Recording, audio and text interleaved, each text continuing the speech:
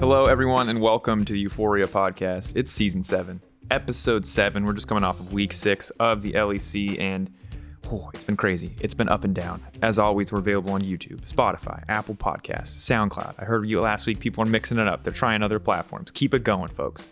Mix and match. Mix and match. Go Listen to it on Spotify while watching on YouTube with it muted. keep it fresh. See if you can sync up the Spotify with the video so that the lips match, or it's slightly off. Or I don't know. Whatever keeps it interesting for you at home. Mix it up.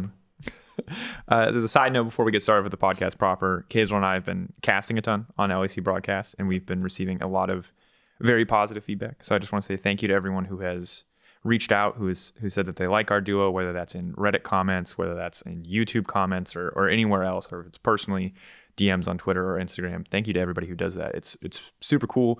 It means a lot to have people be like, "Yo, these guys are dope." Like we see every message, even if we don't respond to every message, and it's really, really cool. So thank you all for that. Yeah, I get so many DMs and stuff saying like, "You guys are my favorite duo. Like I love it so much. You guys' synergy is so cool." And yeah, we're trying our best. I think we're doing so many like reviews together and trying to find ways to be unique and different and try loads of different things. I think it's really, really cool. I think try to elevate it. So yeah, it's only been 6 weeks as well. So. I know it's coming together nicely, dude. It's coming together nicely. I'm really stoked on it. But aside from us, we have some good news for everybody at home. Now, most of you have probably seen this, but if not, a announcement trailer came out.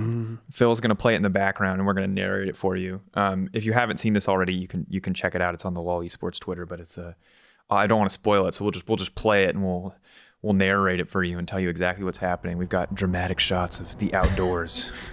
Ice cold. The battleground is set. It reads across the screen as we see scenic shots of an icy, frozen landscape that none of us would go out into and leave the warmth of our home. But that's not what's important, because it is our most epic setting, says the video. For our most epic showdown. Oh, what's coming? Oh, you gotta be wondering, there's so much outside. Are the gamers gonna go outside? It's Reykjavik, Iceland. That's probably not how I pronounce it, but we have to know who is gonna break out. Pictures of Showmaker, pictures of Tactical, Reckless. Oh, there's so many players who I haven't seen before. MSI 2021, folks. It's happening.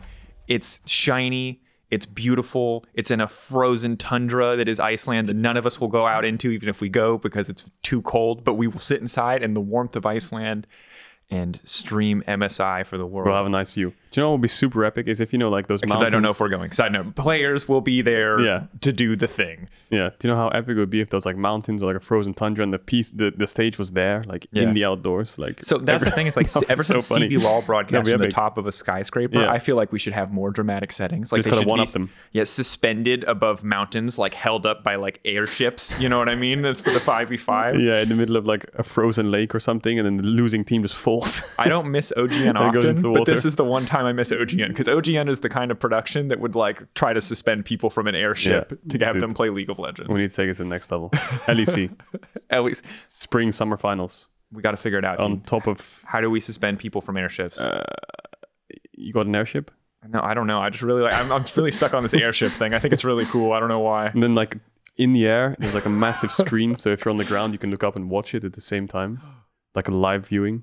Yeah, but COVID safe. Oh, we could just do it just to get a giant screen across like an entire city. So even if we can't like have people in an arena or whatever, they can just look up and see and watch from their houses. That'd be sick. That'd be really sick. All right, we're working on it. LOL Esports, hit me and Caedrel up if you guys need fresh ideas.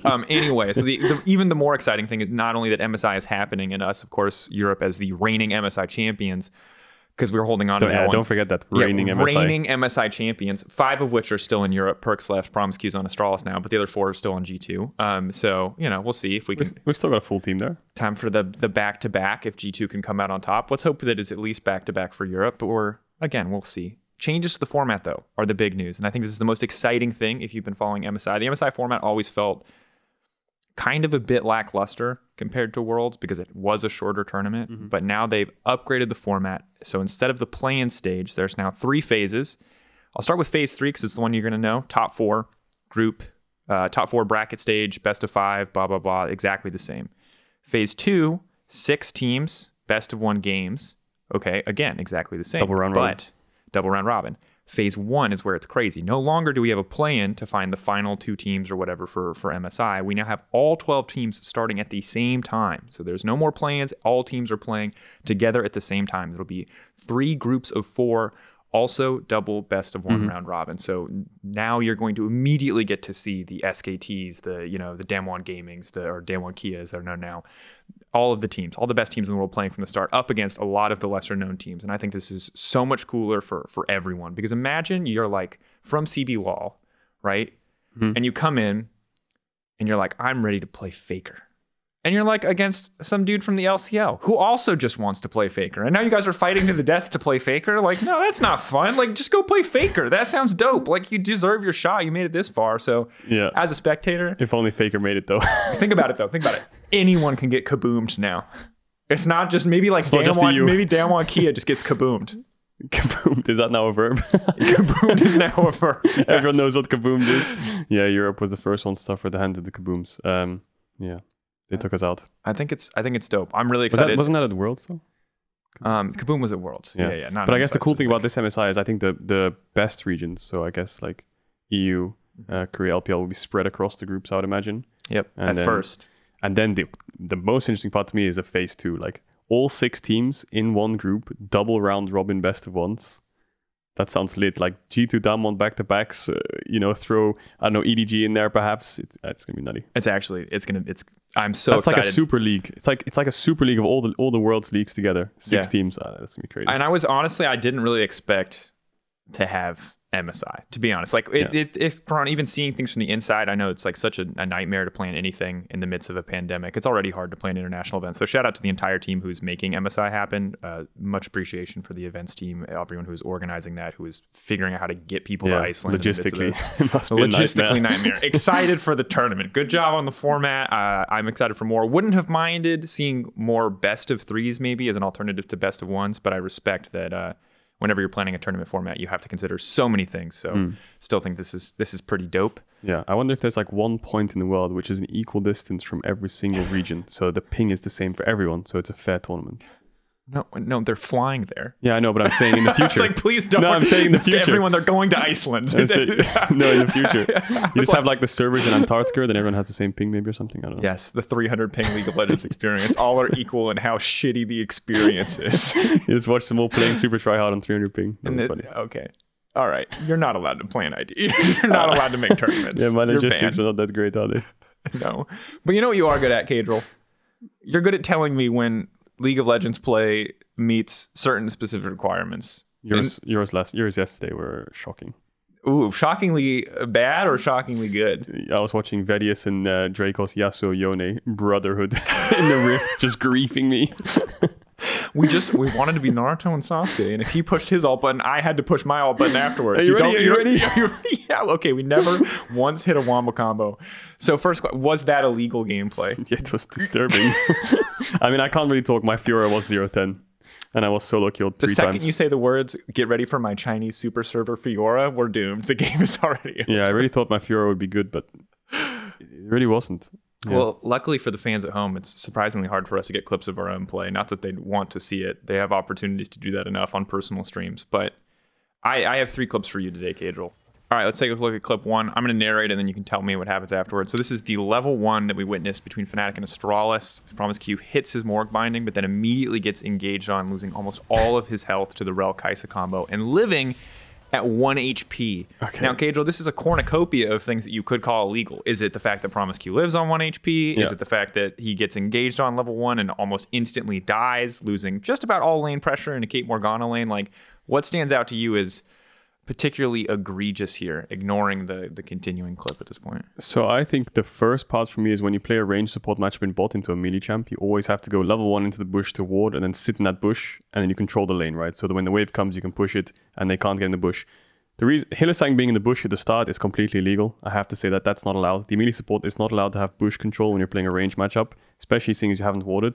The second thing is you walk up to get engaged on by the melee support and then get flipped like the Rel did to him, which is also illegal. And then him living on 1 HP was also illegal. So there's a lot of like illegal stuff going on there, I must say. But I think Fnatic just kind of punished them for not setting up the lane properly. So yeah, if you're ever playing a range support versus a melee support, level 1, you right-click bot lane bush, you put a ward on the last push, and you sit in the bush until they walk up. If they don't walk up, you push the lane. Yeah, and for context, if you missed this game, this is Astralis vs. Fnatic. This was kind of the last game of day one, and we were pretty stunned to see a Caitlyn Morgana lose so much early on. But like level 1 feels like the best opportunity. Now, the good news if you're an Astralis fan is that level 3, level 4, Kate Morgana got the pressure back for the most part, and they did die in a dive, but while it wasn't super successful, it got mostly better from here. Yeah. From the laning phase. But the Caitlyn Morgana has to stomp the lane. Like when you pick Caitlyn Morgana, you're literally saying, we're going to go, you're literally looking into the enemy bot lane and saying, we're going to go 40 CS up, your tower's going to fall, and you're going to have to find a way to cheese us. And Hylissang's looking at you going... Hylissang found the cheese in the first 10 seconds. Looking at you going, I will cheese you, you will die, this will not happen. It wasn't even cheese, he just walked up to him and flipped him and he got his flash. Yeah, and credits to Upset and Hylissang. Infinitely... I mean, Hylissang especially, right? Upset obviously always a solid contributor in these, but like Hylissang is just... And this man never ceases to find an angle. He always only right clicks forwards. It's the only way. He can only go forwards. And the thing is, if you lose your summoners as Caitlyn Morgana in the first minute of the game, you can't push for 5 minutes, so that sucks. It's brutal. Yeah. Of course, the game went from bad to worse when we saw later in the game Astralis going for the absolute desperation Baron. Yeah. And keep in mind, they've got 5 members stacked. Everyone's raring to go. But Zanzara doesn't have Smite. And so what does our boy Selfmade do? He wanders over the pit. Baron goes down to like 200 HP. And then the back half of Graves' Q steals the Baron as Niski, who's currently splitting bot lane as Ryze, manages to take the base. Again, if you haven't seen this game, it is a kind of almost so crazy that it's hilarious. And one of my favorite games of the week. We had a lot of actually really good, compelling games this week, but this one was just so random and so all over the place. This was super weird. Like, Zanzar didn't have Smite, but they got it to almost 1.5 HP, so that's the first mistake. Second mistake is he even failed the Smite, so someone could have noticed. They had about a 1 second time frame to be like, oh, Baron's 300 HP, finish it. And yeah, no one zoned him away. So the fact that he was actually able to walk up in towards the pit to get to the wall, jump over, and then finish the Baron, I think, yeah, completely legal, I have to say. I think Shen could have taunted over the wall and zoned him away. Maybe someone could have stepped out of the pit and just ran around and killed him. But yeah, that sucks for Astralis. I mean, if they got that Baron, I think they would make a comeback and the game would be even, but... yeah, they lost the Baron, then they lost their Nexus, so you hate to see it. Yeah, it was actually brutal. I mean, like, yes, that was a difficult week for Astralis. Definitely one of the more difficult games. Interestingly, Fnatic, after immediately like having, I think, I don't want to say the luck on their side. Like, it's still a good steal by Selfmade, but definitely a ridiculous steal. Things kind of turned against them. But the thing is, when it comes to 50-50 smites, Zanzara started the Baron without Smite, knowing that Selfmade didn't know that he had no Smite, right? So in Selfmade's brain, Zanzara has Smite. So the Smite fight becomes a lot more of a mental game when only one person has Smite, because you think both have Smite, but they don't. So when Selfmade flashed over, I think he's trying to make him Smite first. It's all a mental game, you see. Because when someone flashes into the pit, you're like, oh, I have to Smite now. And then when you do, they Smite it away. And then sometimes they don't Smite, and then they fail. And yeah, it's a really complicated thing, 50-50s. It's not just a coin flip, but yeah. It's like very high pressure rock, paper, scissors. Like, you don't actually get to decide when it goes. So at some point, someone just says 1, 2, 3, and you just instantly have to be ready to like throw down, throw hands. What is it going to be? Rock, paper, scissors. Dang. So sadly for Fnatic, as much as they really got to look like total gods in this game with that final play, relatively. Yeah, it was still a bit of a messy game, all things considered. A little bit back and forth. And credit to Astralis for keeping it as close as they did. It went downhill when we look at the second clip, where we're reminded that Olaf is a champion that is allowed to exist in League of Legends. The 7-0 for Jankos is collapsed on by Bwipo and Niski. And while he drops down to almost no health, what you witness is him proceeding to right-click both members simultaneously into a double kill. No Gore Drinker, mind you, it's just Stride Breaker. He heals through everything. He kills 2 members of Fnatic. And this was the moment, if you're a Fnatic fan, I think watching this game, that you're like, okay, no, it's over. Yeah, it's over. Yeah, jungle roll. I mean, he is 7-0, so any other role would have done that. But I think he had Stride Breaker random into Bramble Vest, so he didn't actually have that much damage, just the Stride Breaker. But when Niski dashed in, he died in 2 seconds max. I won't call this illegal, because that game was in a losing state for Fnatic. G2 hadn't based yet. There was a ward behind Jankos. Both of them TP'd, so it was a good play. And Jankos was 1,000 gold bounty, right? So if Azir got that shutdown, yes, you're like almost 10k down. But maybe you can wave clear for a little bit more. So I wouldn't say that's illegal. I would just say good idea, good concept play. I like it a lot. But yeah, jungle roll is too OP. Both solo laners 1v2 dead. Yeah. Easy clap. How do you feel about Yone top?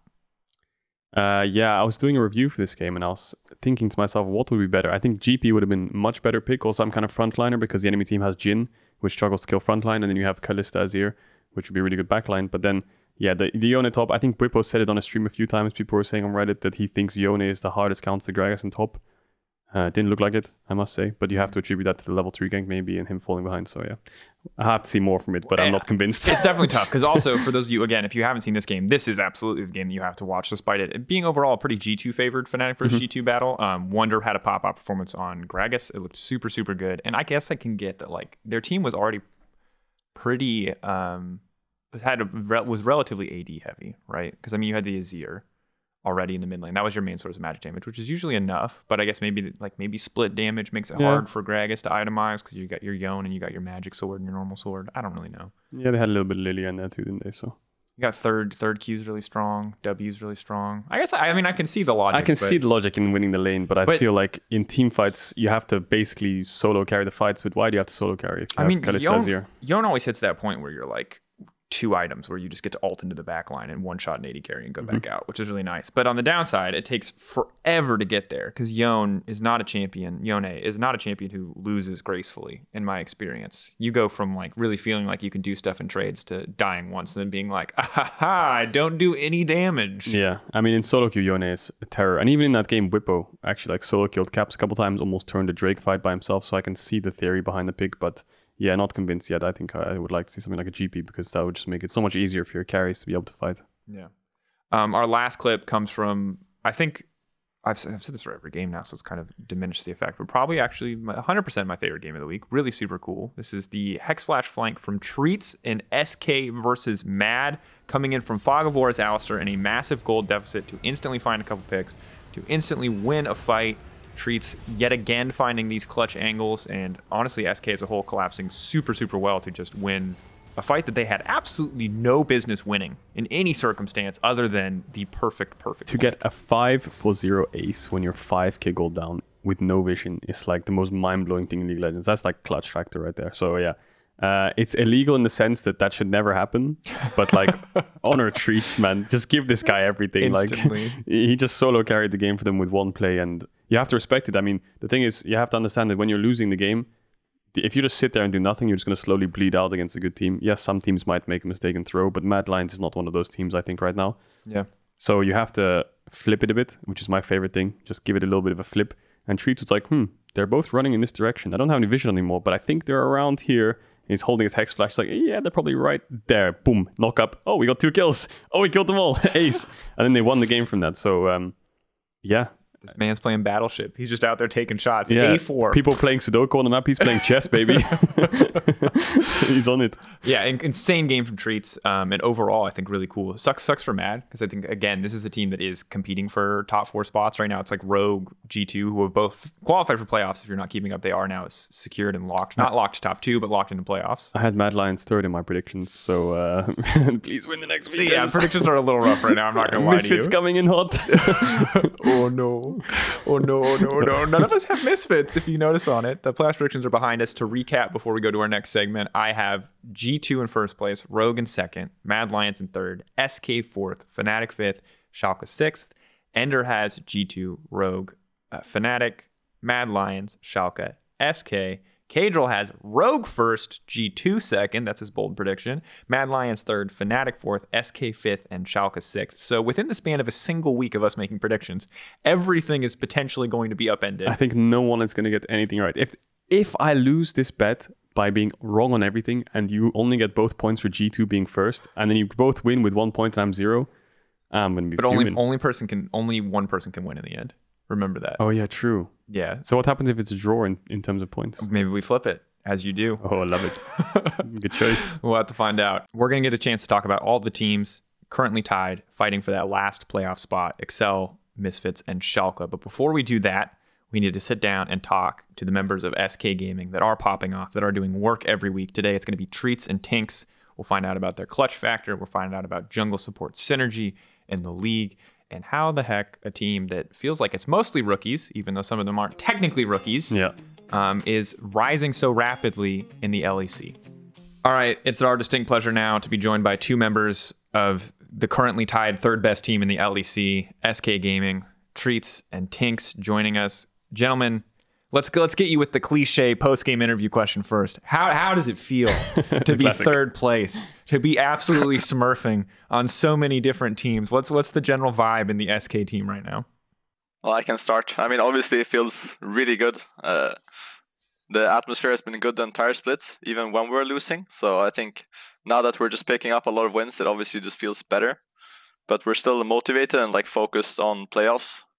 So I think the regular season like feels good to win, but it's not the end goal for sure. Like, at least for me, it's kind of funny because it's the teams we've been looking up to for so long. You know, we've kind of been playing a bit underneath them, so it's kind of funny to just finally get a chance to play the LEC and then, you know, actually beating them and having like a high standing feels really good. Yeah, I have to imagine, because you TynX are a guy that I've been watching like fight for a long time to get in. You were the Graves King before Graves was meta when everyone played it. You know what I mean? So it's cool to see you get this chance. The same is definitely true for you, Treatz, as well, especially after the stint in NA.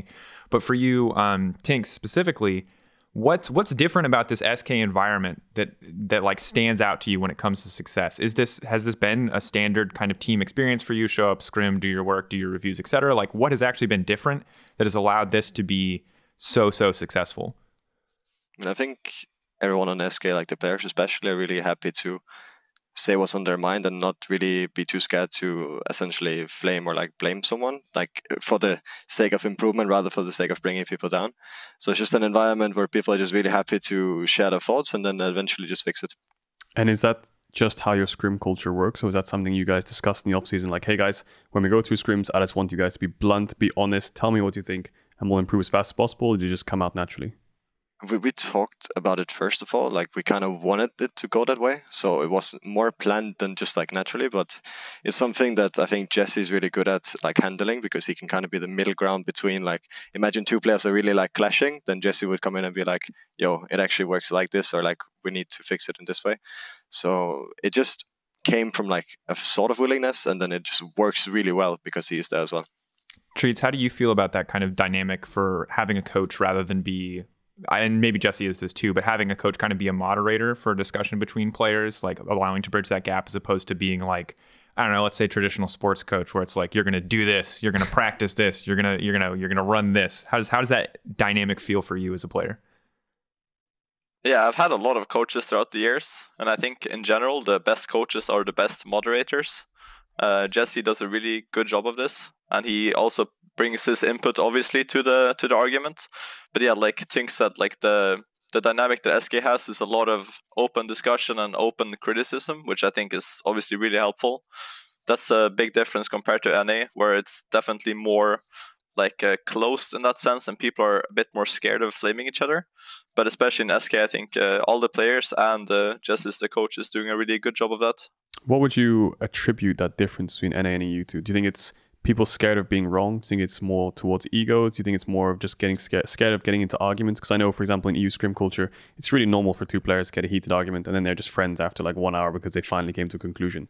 What do you think the actual reason is behind that? I think it definitely stems from something culturally. I'm not exactly sure how to pinpoint it, but it's definitely something that comes from the culture in NA. I guess it's just more scared in general of hurting someone's feelings or being like very oppressive or like intrusive, I guess.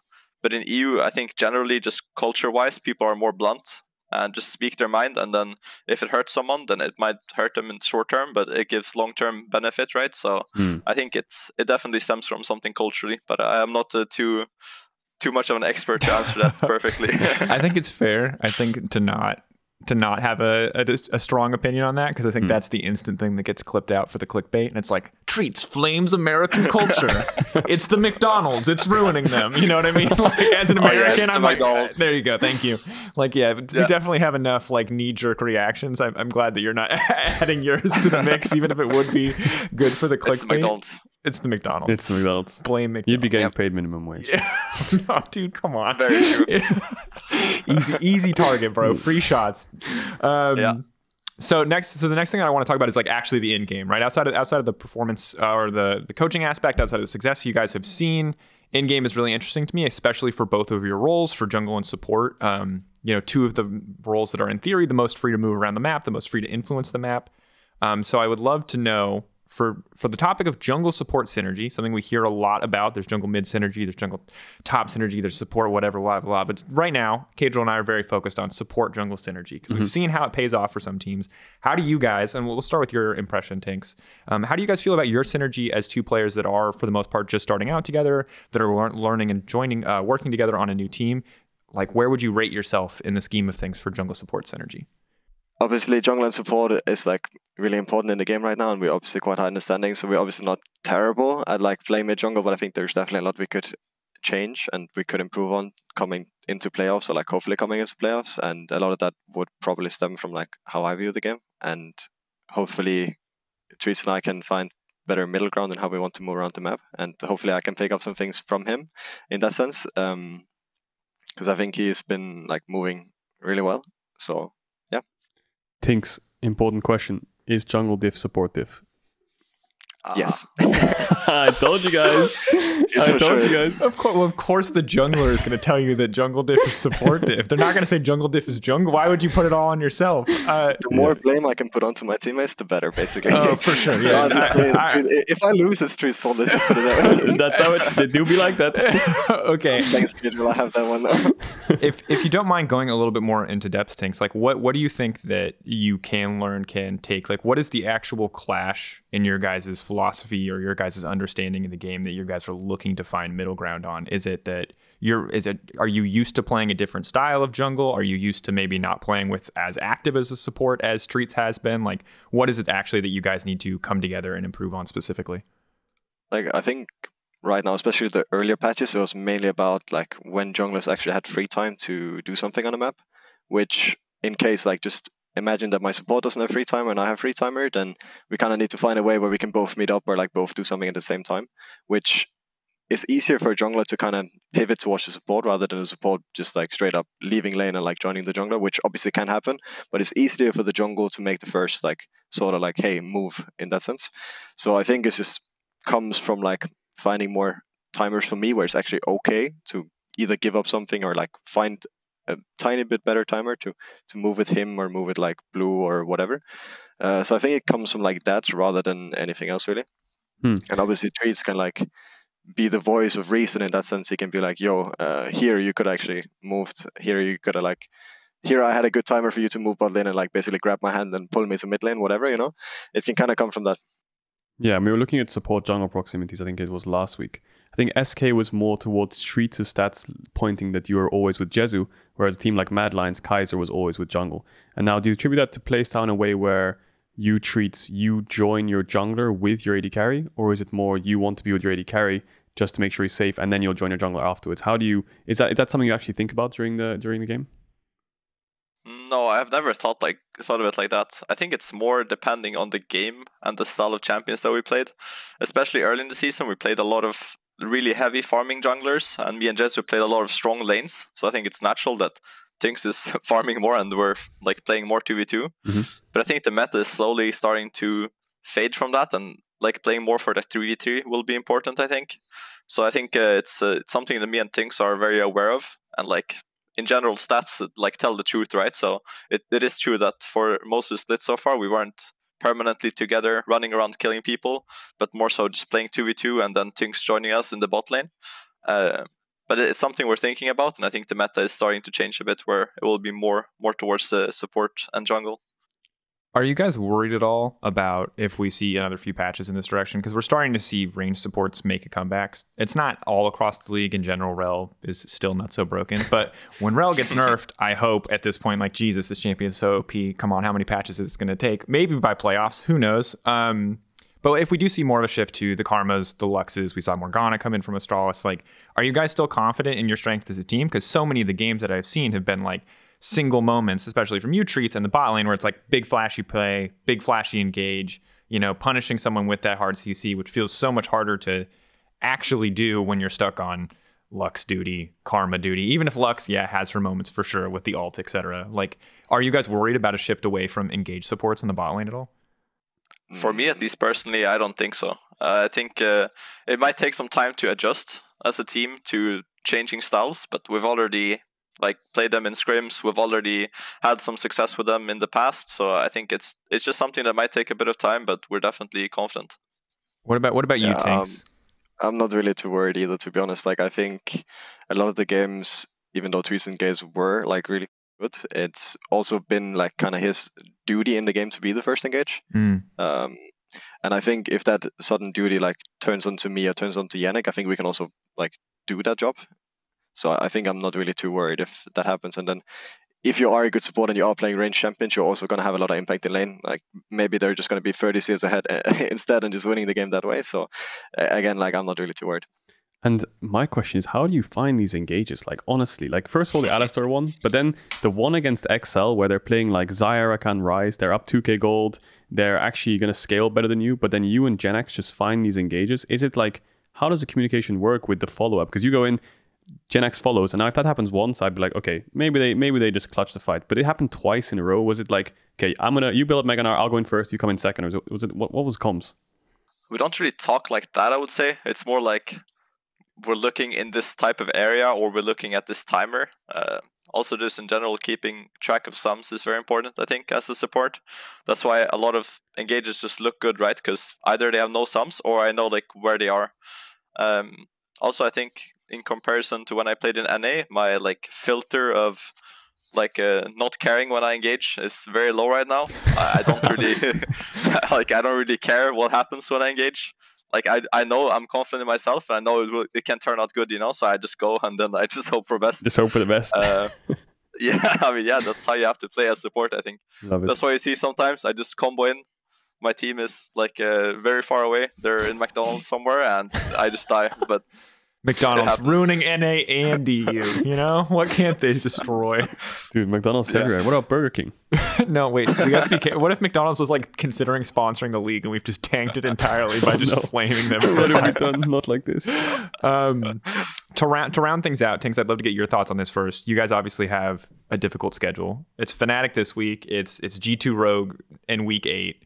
Who do you think it's most important for you to beat, and who do you want to beat the most? You talked a lot about how so many of these teams you're like looking up to, you know, like they were the teams that you admired coming up as a player, but now if you want to make playoffs, you have to beat these guys. So like, who's the most important for you to beat as a team, and also who's the most important for you to beat personally as a jungler? Like what victory would mean the most to you?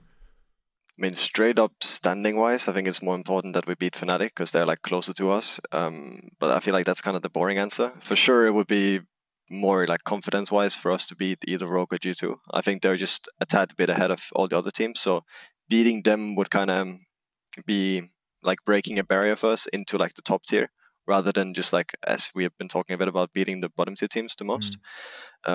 So standing wise Fnatic, but I really want to take a game of G2 Rogue. For sure.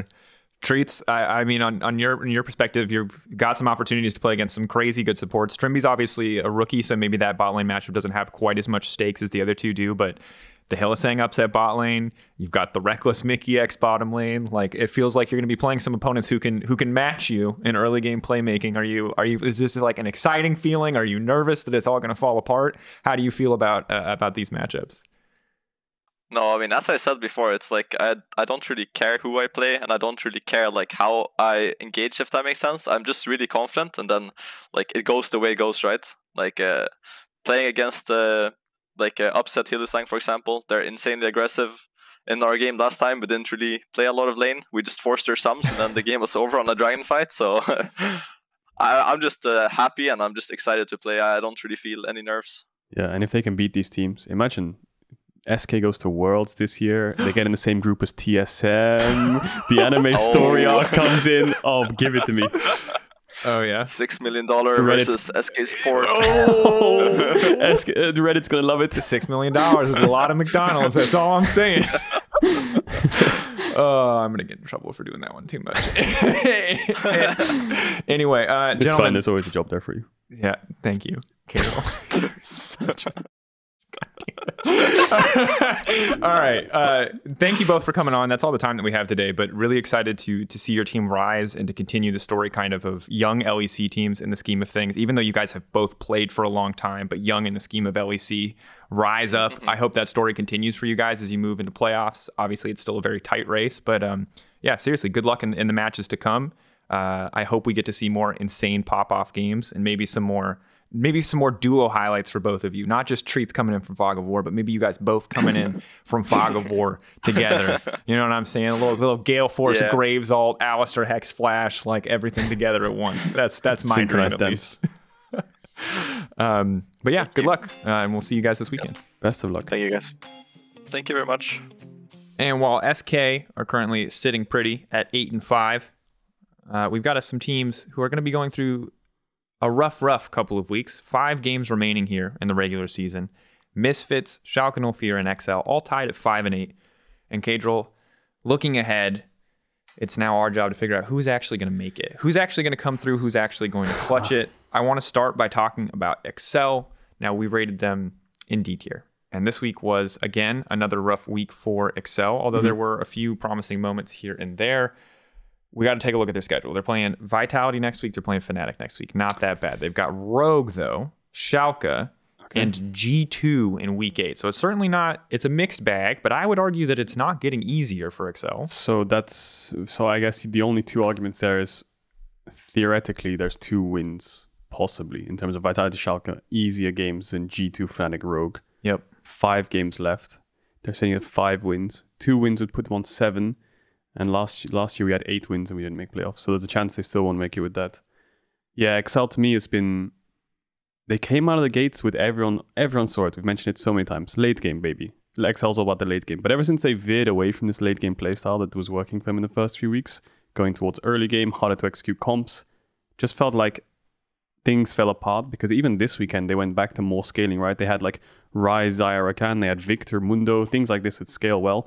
And their game against SK, they got all the neutral objectives. They were sitting like 1 or 2 Drakes, Herald. They had a 2K first gold tower, lead for the first time lead. ever. Yeah. Then they just fight the Drake, completely whiff the whole team fight, get 5-0, and then lose everything. And the game just falls apart from there.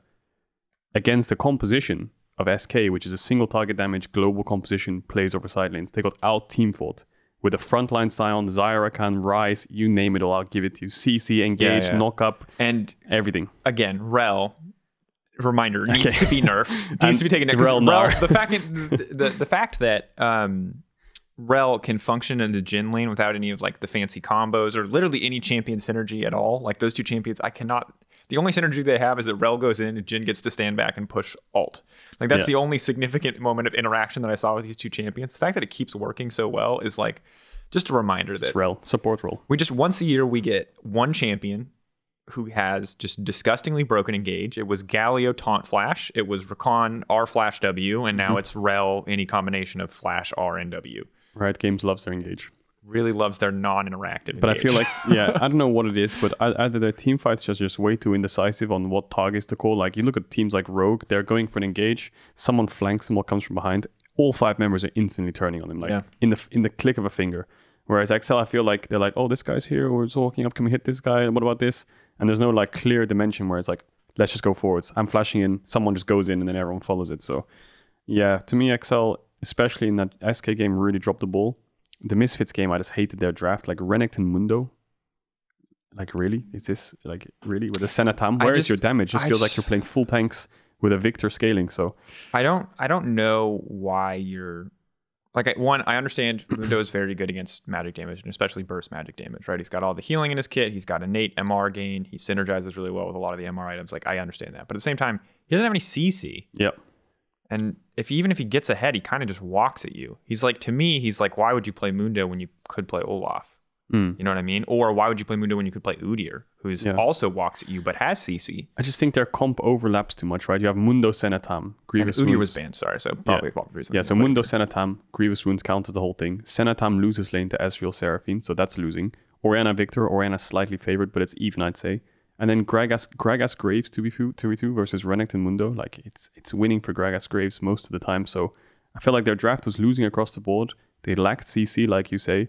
And there's just no engage. Like, what's your engage? Is Mundo going to run at them with Ghost or something, but he has Flash? is Senna gonna land a snare? Like, there's no engage, and there's no poke either. So it's not like, well, we don't have to engage. We can just poke them out to the Estriel, Seraphine, Oriana. You don't have that. The enemy team does. So, yeah, to me, XL looks like they're trying to put their hand in too many baskets. Like, yeah. And I mean, yeah, their gold deficits and all these things, all these stats. I don't know how they got their wins. Yeah, obviously it was scaling. So now I'm really confused as to what's their identity, because even late game's not working for them. Like this late game comp that they had against SK, like we just mentioned, which they were winning in the early game with, they whiffed it in the fight. So yeah, I'm really confused. It's really brutal. And credit to Excel again in the SK game for finding a lead in the early game. They played much better, even with the scaling composition. That is a strong point for the team. If you're looking at the shining light as an Excel fan, if you were looking for something to grasp onto to keep the dream alive, it is honestly that early game. The problem is obviously the fight and everything breaks apart, but there's a little, that's like to me the little tiny glimmer of hope for Excel. That and the fact that they were able to get those first 5 wins. So they are technically still tied in 5th, but they are right now, of the 3 teams we're going to talk about, they feel the most at risk of dropping down in the weeks to come, despite the fact that they do have 1 or 2 matches that could be called easier. Yeah. So for me, biggest takeaways from Excel, I feel like you said to the fans, the biggest thing you have to look at now is their early games are better. So that's a really good sign. The only worry I have is their early games are more macro orientated, like getting objectives, moving around the map. That's how they get their leads. Whereas I feel like Excel lacked that 1 person or 2 people who are just like, okay, screw it, let's go in. Or let's just walk in here, be aggressive, get in their face, put some pressure on the enemy team. I feel like the enemy team doesn't feel pressure against XL. When I watch the map, no deep vision, no one's forcing engages, trying to be like fake pressuring anyone, pushing in lanes and forcing people to respond in terms of like when objectives spawn. So yeah, XL just don't have that aggression that most teams have. I just feel like they're quite quiet, they scale up, and then all of a sudden they're aggressive in the late game. So yeah, I want to see the aggression come out earlier. As do I.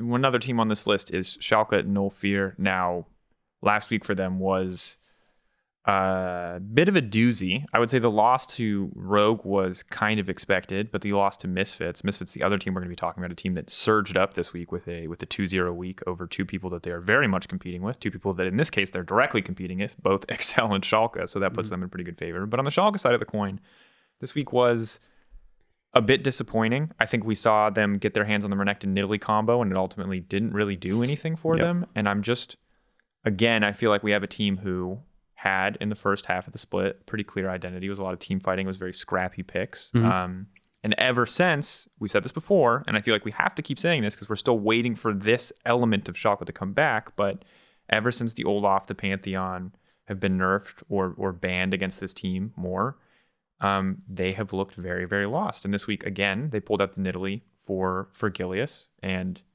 I personally hate the champion in general. I understand she's very good. I just like CC in my junglers. That's just the kind of person that I am. Maybe I'm a selfish player like that because I don't jungle. But I don't know. What's your read on this, Caedrel? Because to me, Schalke look like a team similar to Excel that is a little bit lost in terms of finding their identity. And certainly where there was this really confident, really strong execution in so many of these plays, that's part of the reason why they were able to get these wins against G2, why they were able to get these wins against Rogue in the first half of the split. Now seems to have faded away into, well, not a whole lot, to be honest. You have to wonder, is the magic fading? I mean, this last weekend, you just hate to see it. Like, you pick this proactive composition with TF and Olaf and Renekton, and then your first tower dive top, you stun card the tower, botch the whole dive, and then the enemy Gragas gets first blood. So now Broken Blade's kind of out of it in this Renekton Gragas matchup. And then from there, you're just against a teamfight scaling comp, and every proactive play you make is just not working, right? You saw them trying to use their numbers advantage with TF and Tamkenjolt behind players like VTO and trying to catch them out. And yeah, the thing is, I feel like Schalke's on the opposite side of XL, where it's like they're playing compositions that G2 and Rogue are playing. They're playing TF Renekton, they're playing Olaf and stuff like this.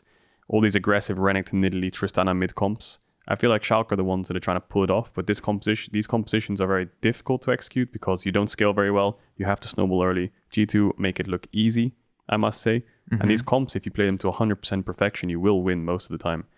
But the thing is, one slip up, one Drake lost, one small catch at Baron, you've lost the game. I think falls apart. It's really important in my eyes. And again, you can correct me if I'm wrong here, because you definitely have more experience than I do in this category. But just as a pro player and as a pro team, I think it's really important to recognize, especially when you're very close in a playoffs race, what you're good at and what you're weak at, and play to that. Like, this is not the time for, I don't want to say it's ego. Like, ultimately, I don't know what's going into these Schalke pick bans. Maybe they really, like, this is working really well for them in scrims. But, like, you have a winning formula for the most part. And it's admittedly very telegraphed. And maybe they're just getting exposed in scrims because people have figured them out. And so they're trying something new. But we saw Neon on Kaisa 90% of his games. This week it was double Senna games. And you can clearly tell that this team is, like, not like 100% super comfortable with this man on like not having resources. He was always diving into these fights. The Senna doesn't look as good for them overall. You've got Abadage, who's still getting caught out in side lanes a lot. And so it's, when do we get back to the Jarvan Orianas? You know what I mean? When do we get back to that, which was very simple, very straightforward. And yes, that in itself is kind of a weakness for a composition. But if it worked against G2 and Rogue, you know what I mean? Maybe it doesn't work against them again. They're good teams. They adapt on the fly. But you don't need to beat G2 or Rogue again to make it to playoffs. Yeah. To me, I think you're completely right and easy to execute mid-jungle. I feel like the last weekend especially, a lot of pressure was on their mid-jungle. Abadage and Gilius, all the eyes were on them when they're drafting TF Olaf and Tristana Nidalee. You're the ones that have to do things, right? Broken Blade was out of the game after the botched top dive. And in the game against Rogue, he was against the TF getting dove all the time. So Broken Blade was essentially, I think Broken Blade across the whole weekend had 0 kills. If I look at his score here, in total, he's around 0.8. In total, 0.84. Had 0 impact. And now that's also credited to his team not unlocking him. And then, like you said, Neon's on Senna every game. And Senna's not a proactive champion. It scales. It's going to be useful in team fights. So you've got your, what was Kaisa diving in the backline Neon, who was carrying fights, and Broken Blade, who was stomping G2, 1v2ing. Both of them were essentially out of the game. They couldn't really impact the game much with the champions that they had and how the game was. Then all the eyes were on Gilius and Abadage, right? And you had Abadage on the Tristana, which was getting caught out. And then Gilius, who wasn't being as proactive as he should be. So I think I would attribute the most of the last 2 losses to the mid-jungle, just for not snowballing the sides as much as they could have. Yes, time at time you can leave the scale, but Broken Blade having 0 kills with back-to-back Renekton games makes no sense because he needs to get active and on the map. But then I also think that Broken Blade's more of a player that's just more self-sufficient on scaling top laners. Things like Camille, Jax, these Aatrox, these champs are just better for him than a champion like Renekton where he has to do something. He has to get something going, otherwise he loses. And when you need to get something going as a top laner, you have to trust your jungle support or mid. So I think just putting him on more Aatrox, Camille, Jax orientated picks, putting the mid jungle more on Jarvan Oriana, and keeping Neon on Senna could work if it's working in scrims, but that's my read on Schalke. I think that's what they should pick up. Yeah, I think it's a super fair call out. And frankly, that's kind of the adjustment that I'd want to see. Because this is a team that has, again, beaten top teams, has looked very competitive, has bucked the trend. You know, we've had Gilius, who's looked like he's losing jungle matchups horribly in CS, but then found a couple of clutch engages and instantly turned the game. And those are the kind of teams that I like to watch, where they have some clear weaknesses, but they're balanced out by these really incredible strengths. But that just has not been the case for Schalke in this past week, where it's like, well, the weaknesses are still there. You've still got Gilius falling behind a little bit in the individual jungle matchup. You've still got Abadage getting caught out in side lane. But now none of the strengths are there. Yeah, and you're completely right. Like what I mentioned, how they should adapt is what I believe should change for Schalke. And then the weekend before that was also a similar thing where it's like, it wasn't the whole team playing bad. They just disrespected the Skarner picks. Maybe they were just late on the meta, but they just got stomped by Skarner back-to-back. 2 losses. This weekend, mid-jungle too much pressure, or like too much proactive playmaking champs, and the side lanes are useless. 0-2 again. So I feel like every single weekend there's like a trend for why Schalke's losing, and it's really easy to read into. I hope Schalke doesn't overthink, oh my god, we're on a 5-6 game loss streak, whatever it is, we're gonna not make playoffs. Just calm down, get BB back on something that he's really good at, Aatrox, get mid-jungle on playmaking that's more teamfight orientated instead of actually single target damage proactivity, and keep Neon on Senna if it's working, or something like the Kaisa still is meta, and I think they should be okay. Yeah.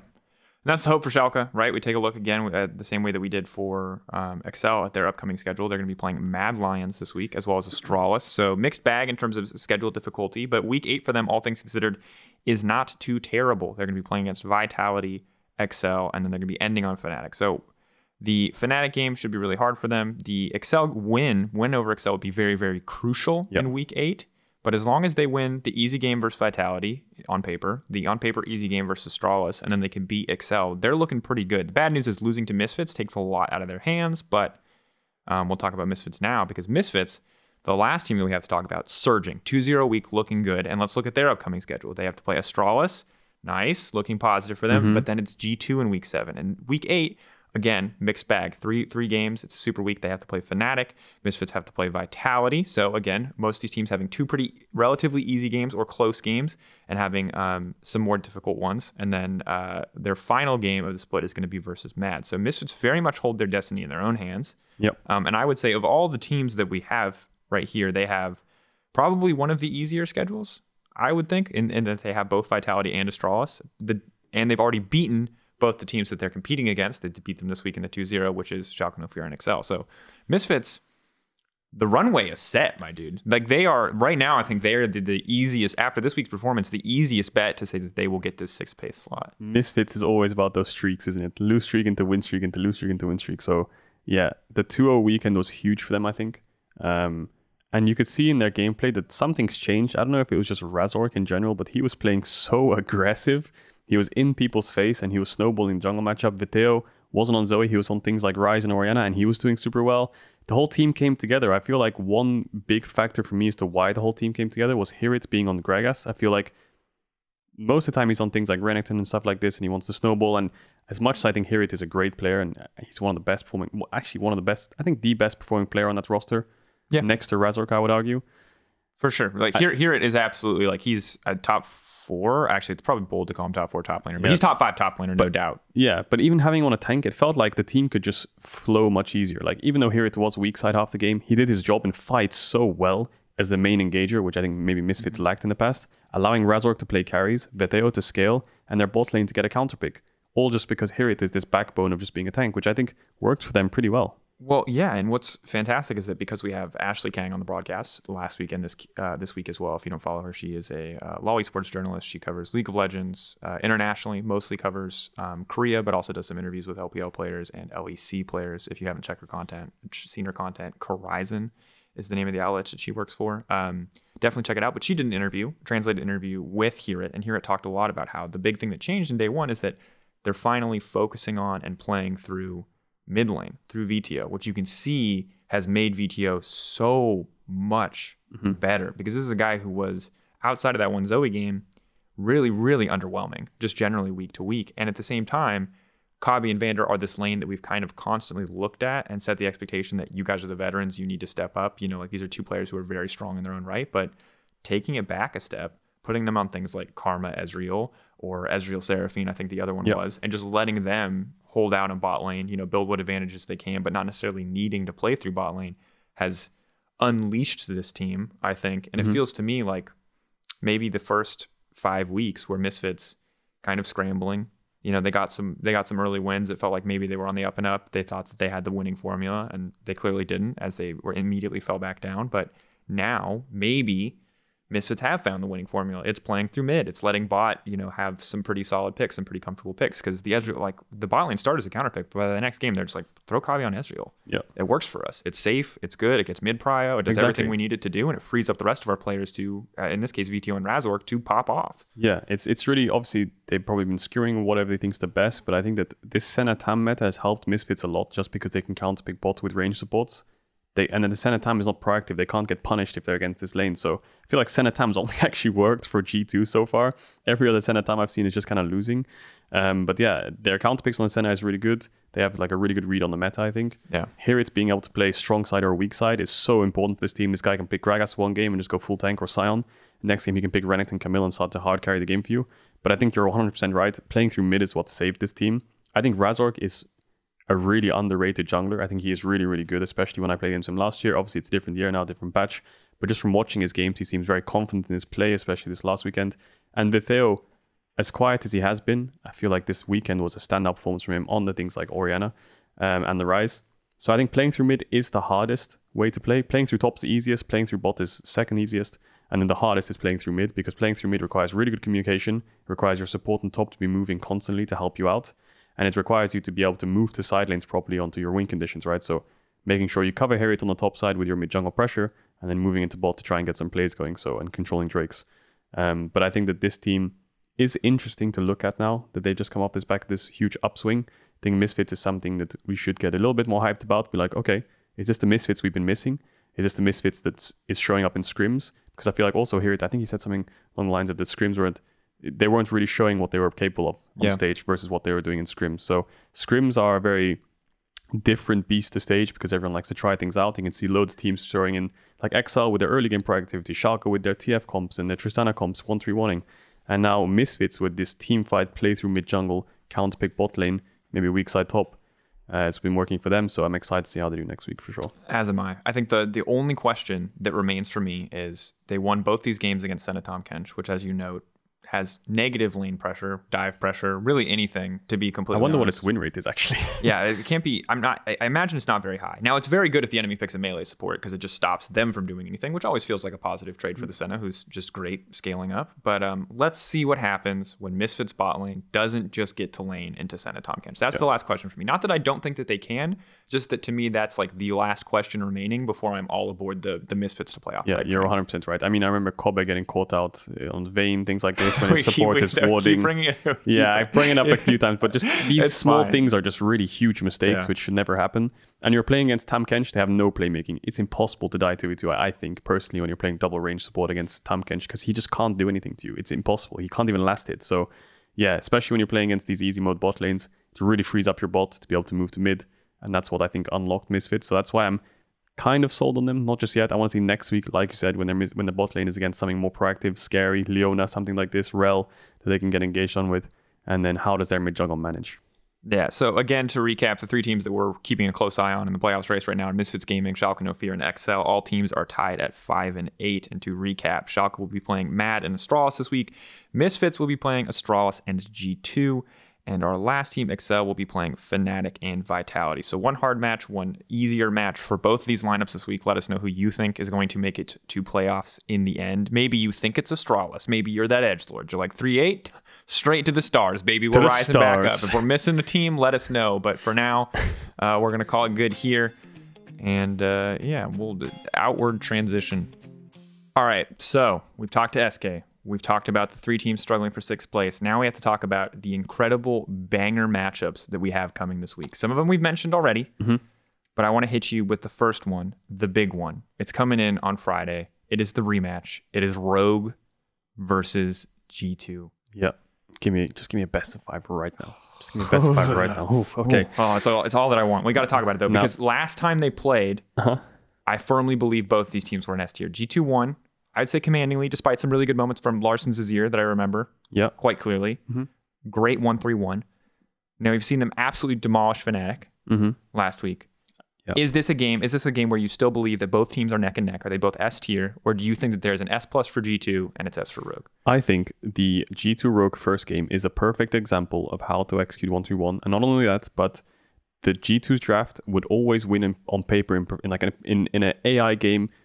5 bots versus 5 bots, G2's draft would always win. And now you can see an almost perfect replica of that in the actual game itself, where it's G2 execute the game so well and they're snowballing the game so hard, they make one mistake, and now Rogue has like life to grasp onto. They almost won the game with their teamfight comp. Vayne, Azir have scaled, Now in theory, G2's comp should have always won, but that was just a perfect example of how two really good teams going at it shows how those two comps evolve.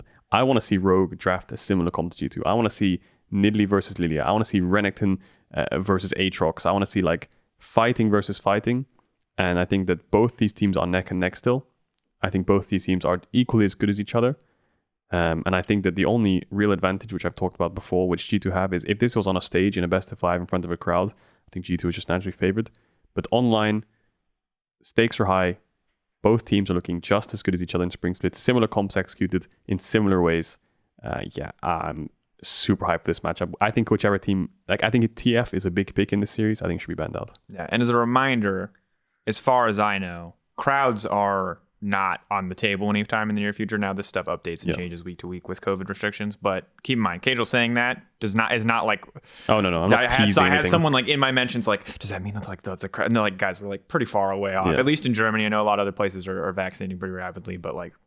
That's the most I'll say on the COVID and audience topic. But like this is if there's a year for Rogue to pop off, this is hopefully I would say the last year, maybe the last season where we need to be really restrictive, where we don't get to see players play live with a crowd. So now's the time, Caedrel. That element is just not going to come into play. I think this is going to be a really great game. I think this is not going to be like maybe G2 Fnatic, I think that was a bit of a strength difference in terms of the teams. Now, I think Fnatic, it's obvious because Fnatic have to rebuild. G2 still have all of their core members. All you do is slot in Reckless. Caps is still as good as Caps is. All these things. And obviously, Fnatic's only real staples were the jungle top support, which arguably doesn't change the team too much, but you have new carries, new playstyles, more support mid, more hyper carry AD. So everything changed for Fnatic. So I'm excited to see how Fnatic progress throughout the year. I think it's by summer, I think that matchup will be a lot more equal perhaps. But right now, I think Rogue G2 is definitely the main event. Match. If we do not get a best of 5 of Rogue G2, if we are denied this in playoffs, I will be furious. I really, really strongly believe the finals will be G2 Rogue.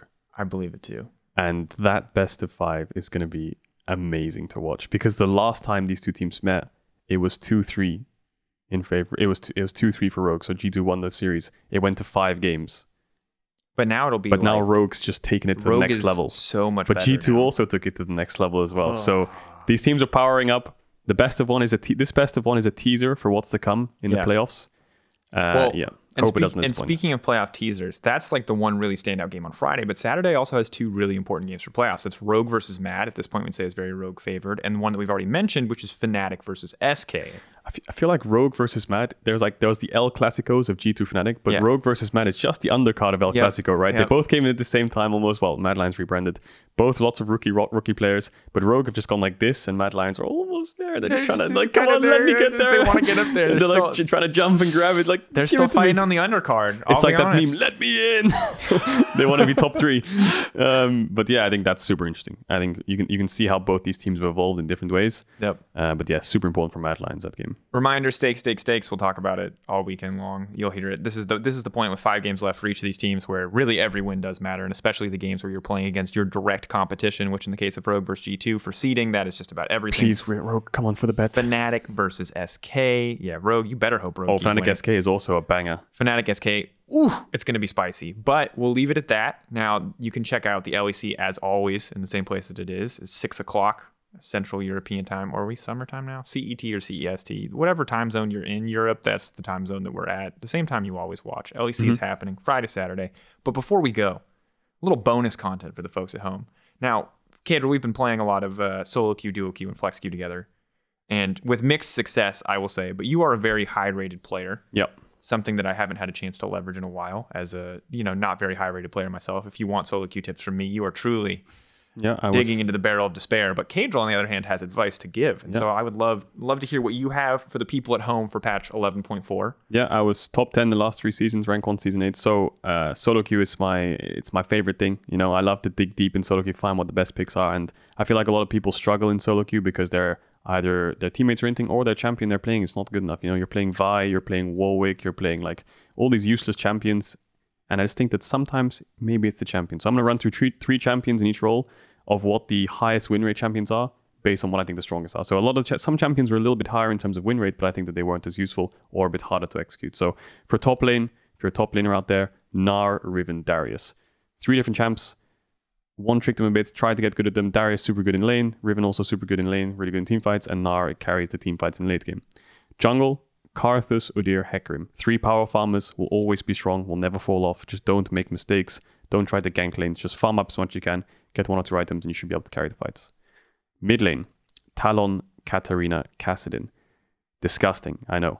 Talon roaming around the map getting free kills, Katarina one-shotting everyone in fights, and Kassadin scaling to infinity. Those are your 3 win conditions on those 3 champs. AD carry, Kai'Sa, Seraphine, and Karthus. Now Kai'Sa, explosive playmaker, not a little bit nerfed, still really strong. Seraphine AD carry really helps your team, especially if you have things like Gnar, Riven, Darius on top, or Udyr, Hecarim in jungle. Seraphine fits every comp. Just make sure you don't have too much AP damage on your team. And Karthus, similarly, make sure you don't have too much AP damage, but Karthus is almost like Talon in a way. He'll execute people, he'll get free kills. Just look around the map, try to press your R and get some free kills. And then the 5th role, the most broken role, support. Thresh, Bard, and Rel. Now, Rel is just the most broken support in the game right now. You should be able to win lane on her. But Thresh and Bard, 2 really key champions when it comes to roaming, impacting the map. Try to push out your waves, try to base, run around the map, try to pick up some kills on people who don't expect you to be there, and just roam around the map and be really annoying for the enemy team. So those are my solo queue tips. Those are the 3 champions in each role, which I think you can pick up. Perhaps you might not like one, but you might like the other. And there are lots of different playstyles in there, and I think those 3 champions in each role are the highest win rates, what I think, and easiest to pick up.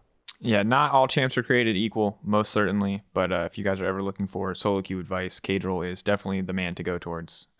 He's had the pro player experience. He's had the solo queue experience. He's got insight on both. And if you, as I do, struggle with having good mechanics, might I recommend Bard? Highly recommend that one. Might I also recommend don't do Riven. If you can't do the animation cancel on Riven, she's kind of not a champion. Riven is a bit difficult, I must admit. But yeah, if you get good at Riven, she's one of those champions where you put time in. It's very valuable. Yeah. So figure out what you like. Figure out what you want to play. Caedrel's got some excellent suggestions. Small there teaser. for you. Riven, Fibivin, Caps, one-trick Rivens before they went pro. So one-trick Riven is actually not a bad thing. There you go. I mean, there's a lot of clicking involved in that champion. A lot of hidden clicking for the stupid animation cancels. Yeah. I can't play that champion if you can't tell. It's too much clicking for me. Yeah. I mean, there's a lot of animation cancels, but it's a really interesting champ. Absolutely is. Well, there you go. There's some champs for you guys to try out at home. Let us know if you want more solo queue advice. This was kind of just a quick TLDR on champions, but if you want more insight or guides or sage-like wisdom, yeah, I've been across the world. I've been in, we can put it here in EUphoria. You can find it on Twitter at Caedrel or twitch.tv/Caedrel as he frequently streams. But we don't want you guys to be missing out. We know that you care about competitive League of Legends, and we want to keep bringing you that. But we don't want your personal League of Legends solo queue climb, or if you're just playing with friends and want fun champions to play, we don't want you guys to feel neglected there. So let us know if you want more just general League of Legends content. We can talk about stupid builds, stupid items. Yeah, how to play the map. How to play the map. Yeah, we talk about it all. Questionable balance decisions. Support role, and how it's so broken. Most OP. So broken. Yeah, but let us know. Let us know what you want more of here at the EUphoria Podcast. This has been Season 7, Episode 7. I'm Drakos. This is Caedrel. We're signing off for the week. And yeah, have a good one. Peace out.